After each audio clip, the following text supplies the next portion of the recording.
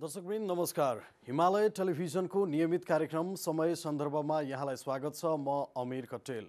प्रधानमन्त्री केपी शर्मा ओलीले फेरि पनि संसद विघटन गर्नुभएको छ र सँगसँगै मध्यावधि चुनावको पनि घोषणा गर्नुभएको छ र प्रधानमन्त्रीको यस कदमलाई राष्ट्रपति विद्यादेवी भण्डारीले पनि बाटो सहज गरिदिनुभयो र प्रधानमन्त्रीमा शेरबहादुर देउवा र केपी शर्मा ओलीले दावी प्रस्तुत गर्नुभएको थियो। तर राष्ट्रपतिले दुवै दावीलाई खारेज गर्दै केपी शर्मा ओलीको लागि नै वातावरण सहज बनाइदिनु भयो र संसद विघटन भएको छ र देश मध्यावधि चुनावमा अब जाने भएको छ।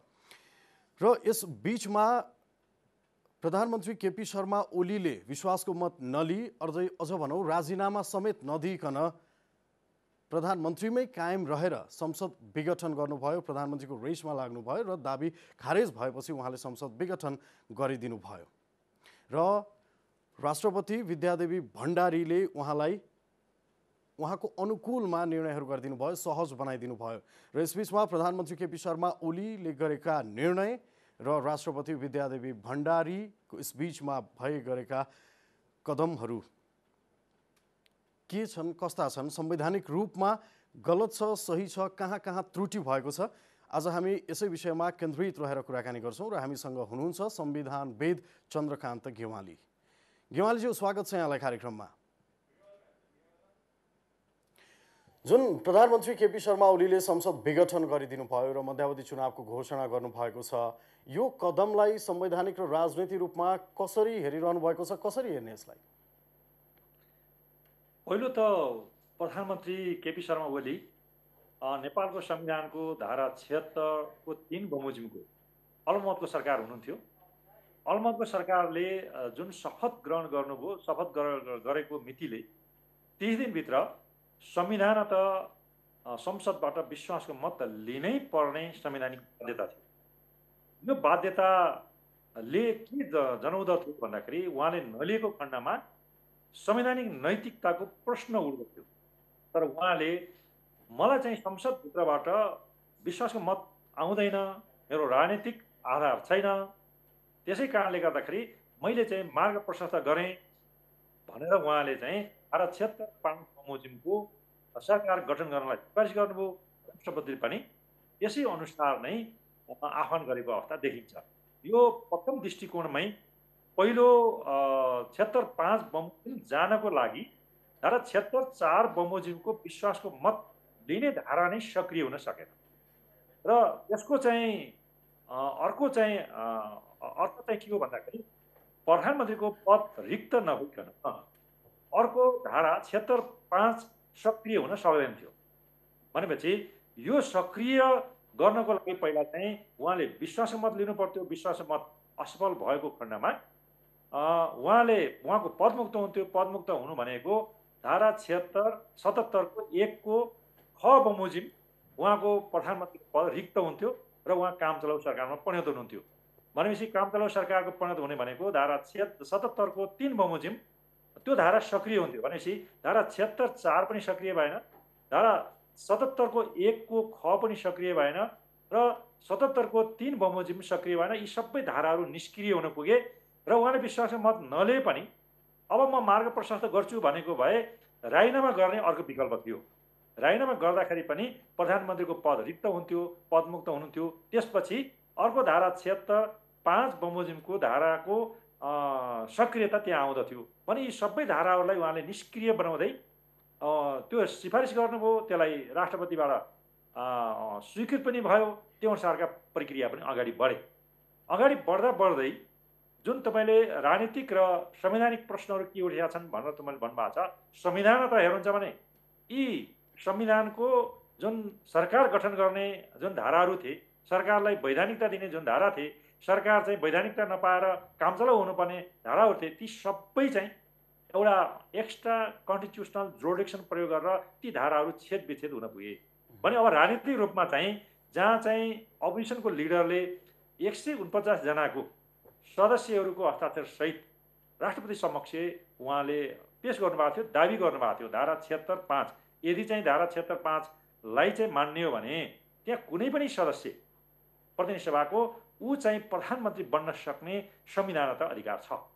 त्यो अधिकार भएको कारणले धारा 76(2) बमोजिम 76(5) कै आधारबाट दुई या दुईभन्दा बढी दलको समर्थनमा कुनै पनि सदस्य प्रधानमन्त्री बन्न सक्ने संवैधानिक हक अधिकार सङ्घीय संसदीय शासन पद्धतिको शासन प्रणालीमा जुन जुन मुलुकमा छ त्यो मुलुककै अभ्यासलाई ल्याएर यो धारा 76 को एउटा बनावट गराएको यो बनाइएको हो भनेपछि एबी डाइसी को एउटा यो जुन चाहिँ सोर्स छ एबी डाइसी लेखेको एउटा पुस्तक छ यो धेरै वर्ष 100औं वर्षको अनुभव संसदीय शासन सङ्घीय शासनको अनुभवलाई ल्याएर प्रत्येक प्रधानमन्त्रीका चाहिँ अधिकारहरूलाई बाँडफाँड गरिएको अवस्था थियो। त्यसैले त्यहाँ के गरिएको थियो भन्दा त्यतिखेर संविधान बनाउँदा मलाई झल्झली सम्झना छ हामी धेरै यसमा योगदान पनि गरेका थियौँ।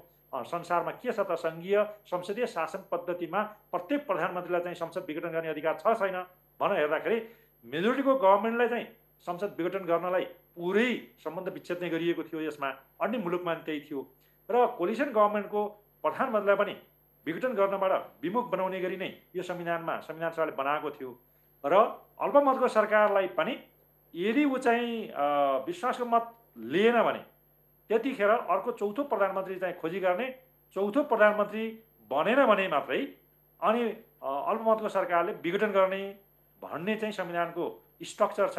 त्यही बमोजिम संवैधानिक इजलासले पनि व्याख्या गरेको थियो। यो व्याख्या गर्दा गर्दै पनि पहिलो उहाँले चाहिँ आफूले विश्वासको मत नलिकन पदमुक्त नगरिकन राजीनामा नदिकन र चौथो प्रधानमन्त्रीलाई चाहिँ दाबी प्रस्तुत गर्दा गर्दै त्यस्तो अवस्थामा विघटन गर्ने संविधान त अल्पमतको सरकारलाई निशर्तात्मक अधिकारहरू प्रदान गरेको अवस्था छैन। संविधान त हेर्ने भने यो यदि चाहिँ विघटन गरियो भने त्यसलाई के भनिन्छ भन्दाखेरि उहाँले प्रयोग गरेको संविधानको मूल मर्म, संविधानको आत्मा, सङ्घीय संसदीय शासन पद्धतिको मूल्य मान्यताको विरुद्धमा गएर यो विघटन भएको अवस्था देखिन्छ। यसलाई चाहिँ राष्ट्रपतिबाट एउटा सिम्बोल अफ नेसन भनिन्छ, एउटा संविधानको गार्जियन भनिन्छ। कमा पनि उहाँले मिच्न हुँदैन, तटस्थता मेन्टेन गर्नु पर्थ्यो।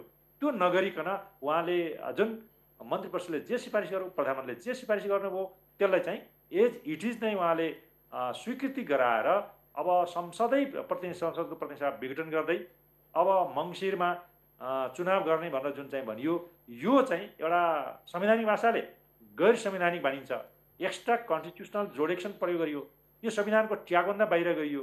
सरकार पनि गयो र राष्ट्रपति पनि यसमा चुक्नुभयो। राष्ट्रपति गार्जियन अफ द कन्स्टिट्युसन हुनुपर्नेमा त्यसलाई चाहिँ विवेक नपुर्याएको अवस्था देखिन्छ। यो संवैधानिक कुरा भयो। अब राजनीतिक कुरामा त जसले चाहिँ म चाहिँ प्रधानमन्त्री बन्न सक्छु भनेर दाबी गरिसके पछाडि त्यहाँ चाहिँ सुन्नमा के आयो भन्दाखेरि, मिडियामा के आयो भन्दा, उहाँको विज्ञप्तिमा के आयो भन्दाखेरि होइन त्यहाँ त दोहोरियो थियो, हस्ताक्षर दोहोरियो। हस्ताक्षर दोहोरिएको थियो भने कति हस्ताक्षर दोहोरियो, कति चाहिँ हस्ताक्षर रहे भन्ने कुरा पनि यकिन हुनु पर्थ्यो। विशेषज्ञबाट पनि जाँच गर्न सकिन्थ्यो। त्यो जाँच गरेर कानुनी सल्लाहकारसँग एजिहोल रुलिङ पार्टीको कानुनी सल्लाहकार मात्रै होइन, एजिहोल नेपालकै राष्ट्रपति भावनाले नेपालकै सबै एक्सपर्टहरूलाई चाहिँ उहाँले कन्सल्टेसन गर्न सक्नुहुन्थ्यो, राजनीतिक दलहरूलाई कन्सल्टेसन गर्न सक्नुहुन्थ्यो। त्यो नगरिकन हठात रूपमा मध्यरातमा झन्डै झन्डै 2 बजेको रातिको समयमा यो विघटन गर्नु भनेको एउटा गैर राजनीतिक पनि देखिन्छ। यो गैर संवैधानिक मात्रै होइन, गैर राजनीतिक, यो संविधान र राजनीतिको कुनै ट्र्याकभित्रै रहेको भन्ने चाहिँ मलाई लाग्दैन। यो अवस्थामा मालाफाइट इन्टेन्सनबाट, बदनियत साथबाट यो विघटन भावनाले यस्तो विघटनलाई चाहिँ संसारमा त धेरै पुनर्स्थापना भएका छन्। हामी कहाँ पनि हिजो पुनर्स्थापना भए, अहिलेको यही प्रतिनिधि सभाले पुनर्स्थापना आयो, त्यसको संवैधानिक इजलासले व्याख्या गरेकै छ। त्यो अवस्थामा यो बदनियत साथ गरेर विघटन गरेको जति क्रियाकलाप छन् त्यो प्रथम दृष्टिकोणमै एब इनिसियो फाइट हुन्छ। भोलि रिट लाग्ने स्थिति देखिन्छ र भोलि रिट दर्ता भइसके पछाडि सम्मानित सर्वोच्चले यसलाई चाहिँ फेरि न्यायको रोबाट हेरेर यसलाई जुडिसियल रिभ्यू अथवा न्यायिक प्रणाली गर्छ भन्ने मलाई लाग्दछ। भनेपछि प्रधानमन्त्री केपी शर्मा ओलीले जुन 76(3)बाट 4मा प्रवेश नगरिकन 76(5)बाट जुन यो निर्णय गर्नुभएको छ र उहाँले विश्वासको मत पनि नलिने, राजीनामा पनि नदिने र प्रधानमन्त्रीको लागि दाबी पेश गर्नुभयो र यो यसमा चाहिँ प्रधानमन्त्रीको नियत के देखिन्छ? उहाँ चुनाव गर्ने मनस्थितिमा हुनुहुन्थ्यो र त्यही दिशामा अगाडि बढ्नु भएको हो। पहिलो त उहाँले सङ्घीय शासन पद्धतिलाई नै स्वीकार कहिले पनि गर्नुभएन। संविधान निर्माण गर्दादेखि नै आजको दिनसम्म उहाँ 3 वर्ष प्रधानमन्त्री हुनुभयो, सङ्घीय शासन पद्धतिको संसदीय शासन पद्धतिलाई उहाँले कहिल्यै स्वीकार गरेन भन्ने हिजोका परिदृश्यहरूबाट देखिन्छ। ती 3 सम्म संवैधानिक परिषदका अध्यादेशहरू संसद छल्दै अध्यादेश ल्याउँदै संवैधानिक निकायका पदाधिकारी नियुक्ति गरेको अवस्था देखिन्छ। त्यस कारणले उहाँको नियत माथि चाहिँ के देखिन्छ भन्दा संसदलाई नै उहाँले स्वीकार गरेको अवस्था देखिएन। दोस्रो, उहाँले संविधानलाई पनि, संविधानका प्रक्रियालाई पनि, संविधानका मूल्य र मान्यतालाई पनि, संविधानवादलाई पनि, संवैधानिक नैतिकतालाई पनि उहाँले ख्याल गरेको देखिएन। उहाँलाई कुनै पनि यो संविधानको एउटा आत्मालाई चाहिँ पनि उहाँले चिन्नु भएन। आत्मा मर्ने गरी, यसका भ्यालुहरू मर्ने गरी जुन चाहिँ काम गर्ने भनेको उहाँको एउटा मालाफाइड इन्टेन्सनबाटै आएको देखिन्छ। उहाँले चाहिँ चुनाव साँच्चीकै चाहनु छ भनेर हेर्नुहुन्छ भने हिजो पनि चुनावको लागि घोषणा गर्नुभयो। चुनाव घोषणा गर्दाखेरि नै उहाँले जुन चाहिँ चुनाव घोषणा गर्ने प्रतिनिधि सभा विघटन गर्दा दिन नै उहाँले राजीनामा गरेर प्रतिनिधि सभा विघटन गर्नु पर्थ्यो। अब हालाकि राजीनामा गर्नु होइन, त्यतिखेर पनि राजीनामा नगर्दा पनि प्रतिनिधि सभा विघटन गरेपछि स्वत प्रतिनिधि सभाको सदस्य हुँदैन थियो भने त्यतिखेर प्रतिनिधि सभाको सदस्य कायम नरहेपछि प्रधानमन्त्री पद मुक्त हुँदछ, प्रधानमन्त्रीको पद रिक्त हुन्छ, ऊ स्वत काम चलाउ हुन्छ भन्ने संविधानको संवैधानिक व्यवस्था पहिलो संविधान सभाले गराएको मनसाय या त्यतिखेरको भावना दोस्रो संविधान सभाले बनाएको संविधानमा पनि यसको भावना त्यसलाई पनि उहाँले लत्ताइदिनुभयो। भनेपछि उहाँले प्रतिनिधि सभा पनि पुनर्स्थापना भएर आयो। प्रतिनिधि सभा पुनर्स्थापना भएपछि त संवैधानिक नैतिकता आधारमा उहाँ राजीनामा गर्नु पर्थ्यो, पद मुक्त हुनु पर्थ्यो, अर्को सरकार गठन गर्नलाई बाटो प्रशस्त गर्नु पर्थ्यो। तर त्यसलाई पनि स्वीकार नगरिकन बस्नुभएको अवस्था देखिन्थ्यो। र पछि चाहिँ अब कोलिसन गभर्मेन्ट बन्न सकेन। कोलिसन गभर्मेन्टमा पनि अपोजिसनको पनि त्यत्तिकै दोष छ। अपोजिसन साँच्चीकै बलियो भएको भए उहाँले यहाँसम्म आउनुहुन्थ्यो भन्ने पनि मलाई लाग्दैन। अपोजिसनले पनि संविधान अनुसार चाहिँ त्यो ट्याग समातेर या प्रधानमन्त्रीको चाहिँ यी गलत कामहरू छन् भनेर बिचैमा नरोकेर त्यसलाई नियन्त्रण नगरेर यो परिस्थिति आजसम्म जन्मेका यो कारण हुन्। त्यस कारण चुनावको मनसाय साथ उहाँले यो संविधान अनुसार नै विघटन गरेको भन्ने मलाई लाग्दैन। उहाँको चाहिँ अब स्वास्थ्य सङ्कट काल लगाउन सक्ने पनि एउटा कोरोनाको लागि अध्यादेश पनि ल्याउनु भएको छ। अब त्यो माध्यमबाट मलाई के लाग्छ, यस्तो नहोस्, यो कोरोना चाहिँ चाँडै महामारी सकियोस्, कोही मान्छे एकजना नि नमरोस् भन्ने चाहिँ मेरो चाहना हो।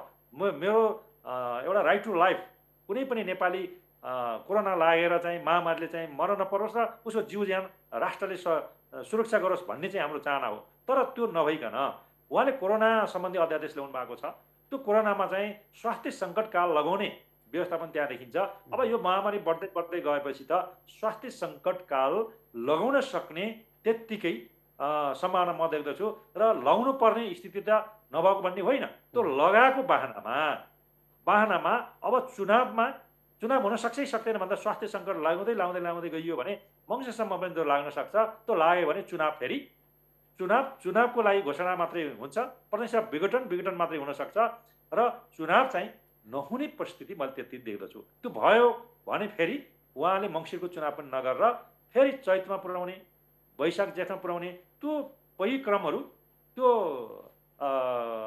परिदृश्यहरू मैले देख्दछु। त्यो हुँदै गएर यो 5 वर्षसम्म उहाँले खाने, त्यसपछि फेरि अर्को सङ्कटकाल लगाउने, राष्ट्रिय रूपमा पनि हुन सक्ने यस्ता परिदृश्यहरू मैले झल्झल्ती देखेको छु।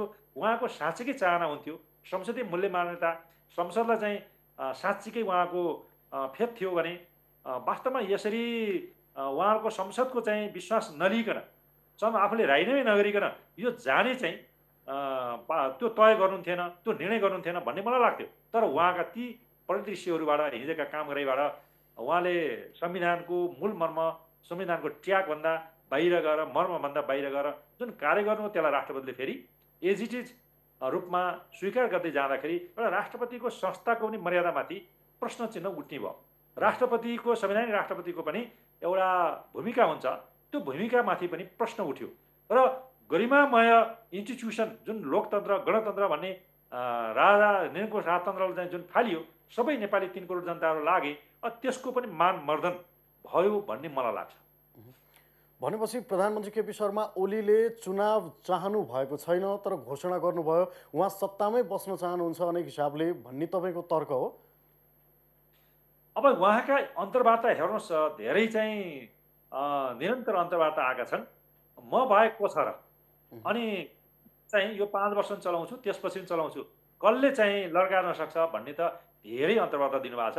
ती परिदृश्यहरू घटना परिघटनाले चाहिँ यो उहाँको निरन्तरसम्म यो 5 वर्षदेखि होइन कि अर्को 3 महिना 6 महिना पनि चुनाव नगराएर जान सक्ने चाहिँ यी चाहिँ घटना परिघटनाले देखे हुनाले उहाँको एउटा असल नियतबाट यो काम गर्नु हो या असल नियतबाट उहाँले चाहिँ सत्ता छोड्न सक्नुहुन्छ या कुर्सी छोड्न सक्नुहुन्छ भन्ने चाहिँ मलाई लाग्दैन। एउटा प्रधानमन्त्रीको कुर्सी भनेको त जनताको मन जित्ने हो, जनतालाई ट्रस्ट गर्ने हो, बालिग मताधिकारलाई ट्रस्ट गर्ने हो र त्यो बालिग मताधिकारको आधारमा आवधिक निर्वाचन मार्फत आएर चाहिँ त्यो वैधानिक प्रधानमन्त्री हुनुपर्ने अवस्थामा एउटा संविधानमाथि नै जालझेल गर्दै, संवैधानिक प्रक्रियामाथि नै जालझेल गर्दै, संसदीय मूल्य मान्यतालाई लड्कार्दै र एउटा राष्ट्रपतिको एउटा इन्स्टिट्युसन, गणतन्त्रको इन्स्टिट्युसनलाई पनि एउटा संविधान सम्मत तरिकाले हिँडाउनु पर्नेमा या संविधानको रक्षकलाई पनि एउटा उहाँको सिफारिसले चाहिँ के भन्दा आलोचित हुनुपर्ने स्थिति आयो। एउटा राष्ट्रपतिको संस्था चाहिँ हिजो गणतन्त्र चाहियो भन्दा जुन चाहिँ 3 करोड मान्छेले आन्दोलन गरे, हजारौँ मान्छे मरे, लाखौँ मान्छे चाहिँ घाइते भए, त्यसको पनि जुन चाहिँ एउटा मर्म थियो, जुन शहीदहरू भए, शहीदको रगतले लेखिएको यो संविधान त्यसलाई पनि लड्कार्नुभयो। त्यस कारणले उहाँको नियत हेर्नुहुन्छ भने श्रृङ्खलाबद्ध रूपमा उहाँले चुनाव चाहने या चुनावबाट चाहिँ फेरि वैधानिक सरकार गठन गर्ने भन्ने चाहिँ आजका घटना परिघटनाले चाहिँ देखाउँदैन। त्यस कारणले उहाँको नियत चाहिँ सफा हुन्थ्यो भने यस्ता घटना परिघटना गर्नुहुन्थेन। उहाँ संविधान सम्मत तरिकाले विश्वास मत लिने या नले राजीनामा गर्ने या उहाँले चाहिँ बाटो प्रशस्त गरेर अरू सरकार बनाउनलाई म सहयोग गर्छु भन्ने एउटा संवैधानिक नैतिकताको प्रश्नहरू उठ्यो बेला संवैधानिक नैतिकता उहाँले देखाउन सक्नुहुन्थ्यो, राजनीतिक कल्चरहरू देखाउन सक्नुहुन्थ्यो। त्यो देखिएको अवस्था देखिएन आजका दिनमा। अब भोलि देखाउनु भने अर्को कुरा हो, तर आज चाहिँ मैले भन्ने भने उहाँ त 14 वर्षमा जेल बसेको मान्छे, एउटा लोकतान्त्रिक पद्धति मूल्य मान्यतालाई चाहिँ आस्था राख्नुहुन्छ, मान्नुहुन्छ भन्ने जस्तो लाग्थ्यो।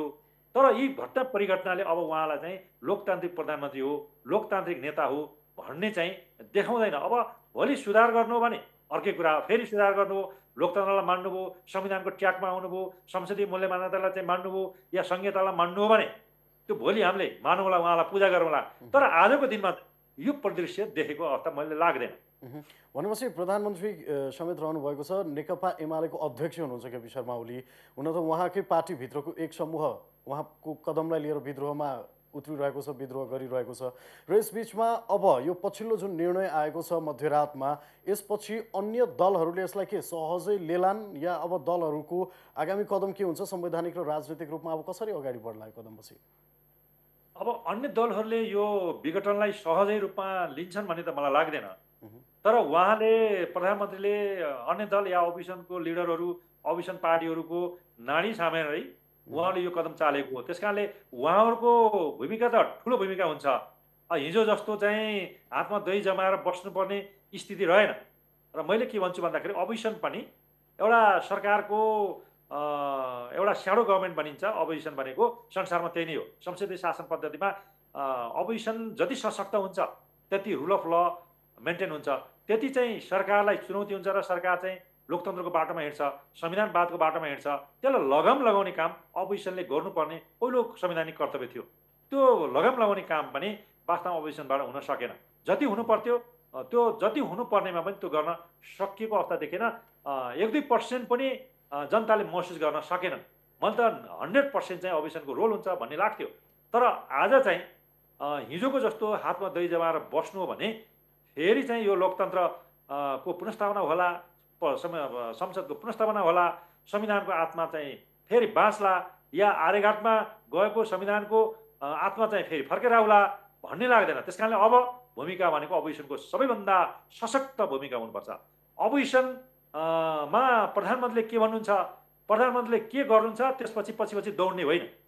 प्रधानमन्त्रीले जे गर्नुहुन्छ त्यसको पछि मात्रै दौड्ने, प्रधानमन्त्रीलाई लगाम लगाउने, सरकारलाई लगाम लगाउने कामै भएन। त्यस कारणले अन्य दलहरू, अपोजिसन, नागरिक समाज, मिडिया स्वयं एउटा विधिको शासन, सङ्घीय संसदीय शासन को मूल्य मान्यता, संविधानवाद, संवैधानिक नैतिकताको पाठ सिकाउँदै यो रुलिङ पार्टीलाई चाहिँ एउटा संविधानको ट्र्याकमा, संविधानको मूल मर्ममा जबसम्म ल्याइँदैन तबसम्म नेपाली जनताले बारम्बार यो संसद विघटन र चुनावको मार र आर्थिक भारले चाहिँ जहिले पनि नेपाली जनताको ढाड सकिन्छ, महँगीले आकाश छुन्छ र संसदीय शासन पद्धति स्थिरतातर्फ उन्मुख हुँदैन र सरकार जहिले पनि अस्थिर र एउटा निरङ्कुशतातर्फ सरकार उन्मुख हुने, जनताले ठुलो ठुलो हेरेर बस्नुपर्ने, जनताका स्वास्थ्यका कुरा, जनताका सेवाका कुरा, विकासको कुरा त यो तपसिल पर्ने, गौण हुने र आज चाहिँ दिनैमा हेर्नुहोस्, एक दिनमा चाहिँ सयौँ मान्छे मरिरहेछन् कोरोनाका कारणले, हजारौँ मान्छे सङ्क्रमित छन्। यसलाई चाहिँ सबै अपोजिसन समेत मिलेर यसलाई कसरी नियन्त्रण गर्ने भन्ने अहिलेको अवस्था थियो। कसरी चाहिँ मान्छे एकजना मर्न दिनुहुन्न, एकजना मान्छे मर्यो भने पनि यो राइट टु लाइफ चाहिँ रक्षक भनेको सरकार हो, त्यसको चाहिँ अर्को अभिसन पनि त्यत्तिकै चाहिँ त्यसको रेस्पोन्सिबिलिटी हुन्छ। त्यो कुरालाई चाहिँ मध्यनजर उहाँहरूले गर्नु पर्थ्यो, त्यो गरेको अवस्था अहिले पनि मैले पाएको छैन। उहाँहरू पनि सत्ताको लागि आम नागरिकले पनि अहिले यतिखेर चुनाव होइन अक्सिजनको खाँचो छ भनेर अभिव्यक्ति आइरहेको छ। खेल्दै जनताको पक्षमा, विधिको शासनको पक्षमा, संहिताको पक्षमा या समावेशिताको पक्षमा कुनै पनि कसर बाँकी नराखिकन काम गर्नु पर्थ्यो। त्यो हुन सकेको छैन। अबका दिनमा चाहिँ उहाँहरूको रोल यसैमा हुन्छ भन्ने मलाई लाग्छ। अनि राष्ट्रपतिको भूमिकाको बारेमा कुरा गरौँ, दुबईको दाबी पुगेन भनेर भन्नु कतिको तथ्यसङ्गत छ? के ओलीलाई नै मार्ग प्रशस्त गरिदिनलाई, ओलीलाई सहज बनाइदिनको लागि त्यो कुरा आएको हो कि? अब राष्ट्रपति भनेको वास्तवमा संवैधानिक राष्ट्रपति नै पहिलो संविधान सभाले परिकल्पना गरेर राष्ट्रपति शासनै हुनुपर्छ भनेको थियो। दोस्रो संविधान सभाले गणतन्त्रको सिम्बोल भनेको राष्ट्रपति नै हो। हिजो निरङ्कुश राष्ट्रपति राजाहरू चाहिँ लाई अन्त्य गरिसकेपछि, राज संस्था अन्त्य गरेपछि अब चाहिँ गणतन्त्रको प्रतीक भनेको, जनताको प्रतीक, राष्ट्रको प्रतीक भनेको राष्ट्रपति नै हुनुपर्छ। राष्ट्रपति संवैधानिक राष्ट्रपति हुनुपर्छ। यसले चाहिँ संविधानको रक्षक हुनुपर्छ र एउटा कमा पनि चाहिँ उसले मिस नहुँदैन भन्ने तरिकाले राष्ट्रपति संस्था आवश्यक पर्यो र त्यही बमोजिम राष्ट्रपति संस्था चाहिँ विकास गरिएको हो। अन्तिम संविधानको 14 संशोधन गरेर राष्ट्रपति संवैधानिक राष्ट्रपति हुनुपर्छ भनेर पनि राखियो। पछि संविधान सभाले संविधान बनाउँदाखेरि पनि एउटा राष्ट्रपतिको रोल संवैधानिक राष्ट्रपति, सबै चाहिँ कामहरू सरकारले सिफारिस गर्ने, सरकारका निकायहरूले सिफारिस गर्ने, परामर्शमा चल्ने भन्ने एकातर्फको रोल संवैधानिक रूपमा देखिन्छ। अर्को रोल भनेको राष्ट्रपतिले संविधानको गार्जियन अफ द कन्स्टिट्युसन भावनाले कुनै पनि संविधानको कमा पनि मिचियो भने, सरकारले मिच्यो, संविधान निकायले मिचे भने त्यतिखेर राष्ट्रपति चुप लागेर बस्नुहुन्न भन्ने सङ्केत तरिकाले उहाँलाई चाहिँ संवैधानिक राष्ट्रपति र संविधानको गार्जियन, संविधानको पालक भनेर राखिएको। संविधान पालक भएपछि संविधान कहाँ मिचियो, संविधानको आत्मा कहाँ मर्यो, संसदीय शासनको आत्मा कहाँ मर्यो, सरकारले चाहिँ यो खुलमखुला चाहिँ संविधान मिच्यो कि, संसदले मिच्यो कि या न्यायपालिकाले मिच्यो कि, सबै कुराको हेर्ने रक्षक गार्जियन भनेको राष्ट्रपति हो। राष्ट्रपतिको भूमिका हेर्नुहुन्छ भने यो तटस्थताको भूमिका निर्वाह गर्नुपर्थ्यो। अब हिजोको भूमिका हेर्नुहुन्छ भने 149 जनामा हस्ताक्षर दोहोरिए त भनियो, कुन कुन हस्ताक्षर दोहोरिए, हस्ताक्षर कृत्य भनियो, हस्ताक्षर कुन कुन मान्छेको चाहिँ, कुन कुन सांसदको चाहिँ कृत्य भयो भन्ने यकिन गर्नको लागि त पहिला एक्सपर्टहरूको चाहिँ राय लिन पर्थ्यो र एक्सपर्ट भनेको हस्ताक्षरका विशेषज्ञहरूको उहाँले परीक्षण गर्नु पर्थ्यो। त्यो परीक्षण गरेर रायको आधारमा मात्र चाहिँ राष्ट्रपतिले निर्णय गर्ने हो। हठात रूपमा फलानुको हस्ताक्षर कृत्य भयो भन्ने चाहिँ त्यो विशेषज्ञता राष्ट्रपतिमा रहँदैन। राष्ट्रपतिले त अरू विशेषज्ञहरूलाई लगाएर त्यो कृत्य भयो भएन, त्यो हस्ताक्षर दोहोरिएन भन्ने पनि एनालाइसिस गरेर, त्यसलाई मूल्याङ्कन गरेर, कन्सल्टेसन गरेर, परामर्श गरेर त्यो चाहिँ निर्णयमा पुग्नु पर्थ्यो। तर अहिलेको निर्णयले के देखिन्छ भन्दाखेरि 149 जना हस्ताक्षर पुऱ्याएर लगेको, जहाँ चाहिँ धारा 76(5) ले चाहिँ प्रधानमन्त्री बन्नको लागि कुनै पनि 275 जना प्रतिनिधि सभाका सदस्यहरू त्यो हकाधिकार हुन्छ। त्यो हकाधिकारमा चाहिँ प्रत्येक सदस्यलाई कहीँ हुइप पनि लाग्दैन। यो धारा 76(5) को सरकार बनाउँदाखेरि प्रत्येक सदस्य चाहिँ प्रधानमन्त्री बनाउने हक अधिकार संवैधानिक अधिकार हो। त्यो अधिकारमा चाहिँ हुइप नलाग्ने भावनाले त्यो अवस्था जुनसुकै प्रतिनिधि सभा सदस्यले जुनसुकै प्रधानमन्त्री बन्छु भने त्यसलाई समर्थन गर्न सक्छ, त्यस्तो अवस्थामा हस्ताक्षर गर्न सक्छ। त्यो कुरालाई चाहिँ संविधानको मर्म, संविधानको मूल्य, मान्यतालाई पनि राष्ट्रपतिले हेरे जस्तो लागेन। हालाकि राष्ट्रपति संवैधानिक राष्ट्रपति हो, सरकारले जे सिफारिस गर्छ त्यो जस्ता तस्तै पालना गर्नुपर्ने पनि होइन। हिजो बेलायती महारानीले पनि पटक पटक संसद विघटन गर्दाखेरि मेजोरिटीको गभर्मेन्टले तिमीले चाहिँ संसद विघटन गर्न पाउँदैनौ, तिमी चाहिँ कोलिसन गभर्मेन्टको प्रधानमन्त्री बन्न पाउने अर्को वेटिङ गरेर बसेको अर्को सदस्य छ, या त्यो बन्न सकेन भने माइनोरिटीको गभर्मेन्ट बनाउन सक्ने अर्को चाहिँ प्रतिनिधि सदस्य छ, त्यसलाई अधिकार तिमीले चाहिँ चुनाल्यौ, तिम्रो अधिकार चाहिँ उनको अधिकार पनि तिमीले मिच्यौ। त्यसकारण तिमीले मेजोरिटी गभर्मेन्टले तिमीले निशर्तात्मक रूपमा संसद विघटन गर्न पाइन्न। तिमीले कोलिसन गभर्मेन्ट बनाउने, माइनोरिटीको गभर्मेन्ट बनाउने र यो सरकार दिनसम्म तिमीले संसद विघटन गर्न पाइन्न भनेर सबै प्राय जो चाहिँ संसद विघटन चाहिँ रिफ्युज गरेको अवस्था देखि भने हामीमा पनि त्यो कुरालाई राष्ट्रपति कम्तीमा पनि राष्ट्रपतिका अधिकारहरू, संविधान राष्ट्रपतिका अधिकारहरू चाहिँ एउटा संविधानको मिचेर संविधानको मूल्य मान्यता मिचेर भने त्यसलाई सचेत गराउने, यो कुरा पठाउने या त्यसलाई चाहिँ तिमीले सच्चार भन्ने त्यस्ता संवैधानिक अधिकारहरू राष्ट्रपतिमा हुन्छ। राष्ट्रपतिमा फरेन रिलेसनका कुराहरू हुन्छन्, डिप्लोमेटिक रिलेसनका कुरा पनि राष्ट्रपतिलाई अधिकारहरू हुन्छ। दैनिक प्रशासन चलाउँदाखेरि सरकारले चाहिँ संविधानसम्म चलेन भने, संविधानवादको बाटोमा हिँडेन भने त्यसलाई थ्रेट गर्ने, सचन लगाउने त्यो काम पनि हुन्छ। ती काम कारबाहीहरू यो भएको अवस्था देखिएन र कतिपय राजनीतिक अधिकारहरूलाई पनि एउटा कन्सल्टेसन मार्फत पनि सेटल गर्ने अधिकार पनि राष्ट्रपतिलाई हुन्छ। कुनै पनि राजनीतिक दलहरू एक ठाउँमा आउन सकेनन् भने त्यसलाई एक ठाउँमा ल्याउने, परामर्श गर्ने, कन्सल्टेसन गर्ने ती कुराहरू पनि हुन्छन्। भने यस्ता अधिकारहरू हुँदाहुँदै पनि, संवैधानिक राष्ट्रपति हुँदाहुँदै नि त्यो रोलबाट उहाँ विमुख भएको भन्ने हिजोका काम कारबाहीले, हिजोका परिदृश्यहरूले त्यो देख्दछु। त्यस कारणले यो अवस्थामा राष्ट्रपति यति चाहिँ संविधानभन्दा बाहिर गएर, आउट ट्र्याकमा गएर, संविधानभन्दा बाहिरको चाहिँ ट्र्याकमा गएर हिँड्न हुँदैन थियो। यो हिँडेको चाहिँ वास्तवमा संविधानवादले पनि चिन्दैन, राष्ट्रपति संवैधानिक राष्ट्रपति भावनाले संविधानवादले चिनेन, संवैधानिक नैतिकताले पनि चिनेन। राष्ट्रपति वास्तवमा एउटा गार्जियन भएर आउनु पर्थ्यो र पर्छ पनि। अझै पनि प्रधानमन्त्री र राष्ट्रपतिको मिलेमतो भयो, राष्ट्रपतिले सोध्नु पर्यो। राष्ट्रपति कुनै दल विशेषको, कुनै एउटा प्रधानमन्त्री विशेषको राष्ट्रपति होइन। राष्ट्रपति भनेको समग्र यो देशको राष्ट्रपति हो। राष्ट्रपति भनेको सार्वभौम जनताको राष्ट्रपति हो। राष्ट्रपति भनेको एउटा सिम्बल अफ नेसन हो। राष्ट्रपतिले संविधानको पालना गर्नुपर्ने सबैभन्दा ठुलो दायित्व, ठुलो कर्तव्य राष्ट्रपतिमा छ। यो राष्ट्रपति भनेको सबै 3 करोड जनताको राष्ट्रपति भनेर त्यो राष्ट्रपतिको भूमिका हुनुपर्छ भन्ने मलाई लाग्छ। भनेपछि प्रधानमन्त्री र राष्ट्रपति लगायतको मिलेमतोमा यो निर्णय भयो र यसपछि के शेरबहादुर देउवा जुन प्रधानमन्त्रीको रूपमा दाबी पेश गर्नुभएको थियो उहाँमाथि अन्याय भयो भनेर भन्न मिल्छ कि मिल्दैन? अब अन्याय भयो भन्ने भन्दा पनि धारा 76(5) को मनसाय भनेको कुनै पनि प्रतिनिधि सभा सदस्यले म प्रधानमन्त्री बन्न सक्छु, भोलि चाहिँ 30 दिनभित्र विश्वास मत लिन सक्छु, मैले स्थिर सरकार चलाउन सक्छु, म चाहिँ अब संसद विघटन गर्दिनँ भन्ने एस्युरेन्स बनाएर जाने हो। हालाकि बहुमतै पुर्याउनुपर्छ भन्ने धारा 76(5) ले परिकल्पना नै होइन। 2 वा 2 भन्दा बढी दलको समर्थन लिएर म चाहिँ भोलि स्थिर सरकार दिने, विश्वास मत लिने, म राजीनामा पटक पटक गर्दिनँ, मैले चाहिँ यो संविधानवादको बाटोमा म हिँड्छु भन्ने चाहिँ विश्वास दिलायो भने त्यो प्रधानमन्त्री बन्नलाई आधारहरू प्रशस्त हुन्छ र त्यो आधारहरू लिएर गएको अवस्थामा त्यो कुरालाई चाहिँ अनदेखा राष्ट्रपतिबाट गरियो। त्यसकारणले भोलि चाहिँ कम्तीमा नै यो चाहिँ अनदेखा भयो। यो मैले चाहिँ आधारहरू पेश गर्दा पनि मलाई प्रधानमन्त्री बनाइएन भनेर पहिलो दाबी गर्ने, मलाई प्रधानमन्त्री बनाउने आधार पुग्दा पर्दैन राष्ट्रपतिले चाहिँ संसदै विघटन गर्ने चाहिँ स्वीकृत गर्नुभयो।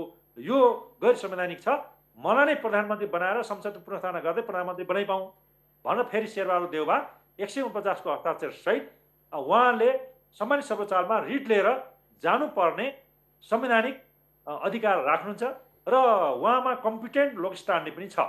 यदि काङ्ग्रेस समर्थित मान्छे या अपोजिसनका मान्छे या जो चाहिँ अहिले शेरबहादुर देउवाले पनि हेर्नु भएको छ भने तपाईँकै सबैभन्दा पहिलो लोकस्टान्डै सम्मानित सर्वोच्चमा रिट राख्ने तपाईँकै हुन्छ। अरूको भन्दा सबैभन्दा meaningful relation, substantial relation Sher Bahadur देउवाको अधिकार हुन्छ। उहाँले भोलि नै 10 बजे नै रिट लेखेर सम्मानित सर्वोच्चमा तपाईँ जानुहोस्, त्यसको बहस परे हामी गरौँला। त्यसकारणले अहिले तपाईँले सुनेर बस्नुमा छैन भने पनि कसैले भनिदिनुहोस् शेरबहादुर देउवालाई तपाईँकै हो सबैभन्दा पहिलो अधिकार र त्यसपछि तपाईँ जानु होइन भने हामी जस्ता लयर पनि जान्छौँ र यसलाई चाहिँ जुडिसियल रिभ्यूको घेराभित्र राख्छौँ र भोलि सम्मानित सर्वोच्चमा हिजोका फैसला छन्, हिजोका अभ्यास छन्, झन्डै 66 मुलुकका संसदीय शासन पद्धतिका मूल्य मान्यताका, संसद विघटनका, त्यसका पुनर्स्थापनाका, निशर्तात्मक रूपमा संसद विघटन हुन सक्दैन भन्ने नर्वेदेखि लिएर लात्भियादेखि लिएर फिक्स टर्म पार्लियामेन्ट एक्ट भएको बेलायतदेखि लिएर अस्ट्रेलियादेखि लिएर इन्डियाका चौधरी चरण सिंहका कुराहरू, चन्द्रशेखरका मुद्दाहरू, इन्दिरा गान्धीका मुद्दाहरू पनि हामी फेरि व्याख्या गर्छौँ। हिजोका गिरिजाप्रसाद कोइराला, मनमोहन अधिकारीका मुद्दाहरू, शेरबहादुर देउवाका मुद्दाहरू या बाबुराम भट्टराईले विघटन गरेका यी सबै हिजो प्रधानमन्त्री केपी ओलीले गरेका मुद्दाहरू पनि यी संवैधानिक अभ्यास छन्, अदालतका अभ्यास छन्। यसको आधारमा तपाईँको संसद पुनर्स्थापना हुन्छ र तपाईँ फेरि प्रधानमन्त्रीको कम्पिटेन्ट उम्मेदवार हो भन्ने कुरो भोलि संविधानको व्याख्याबाट पनि हुन्छ। त्यस कारणले पहिलो दायित्व शेरबहादुर देउवाले नै भोलि 10 बजे रिट लिएर जानुहोस्, मेरो अर्को सुझाव पनि हो। हुन्छ, हामी कार्यक्रमको लगभग अन्त्यमा आइसकेका छौँ। अन्त्यमा जुन पछिल्लो केही दिनदेखि राजनीति निकै तरङ्गित बनेको छ, निकै समीकरण उतार चढाव भइरहेको छ र यस बिचमा संविधान संशोधन कार्यदल बन्नु र नागरिकता सम्बन्धी अध्यादेश आउनुलाई चाहिँ कसरी हेर्न सकिन्छ? अब अध्यादेश चाहिँ दुईटा अध्यादेश जारी गरेको अध्यादेश छ। संसदको त कुनै मूल्य मान्यतै भएन, अध्यादेश आएको छन्। अब शपथ सम्बन्धी कानुनै नभएको व्यवस्थापिका संसदको न्यायालय 2073 थियो, त्यसलाई चाहिँ खारेज भइसक्यो रहेछ 2075 मा प्रतिनिधि नियावलीले। त्यसलाई चाहिँ खारेज भएको शपथको ढाँचाले प्रधानमन्त्रीले चाहिँ शपथ लिनुभयो, यो त वैधानिकतै भएन, संविधानले चिन्दैन, सङ्घीय कानुनले चिन्दैन भनेर म रिट पनि लिएर गएँ।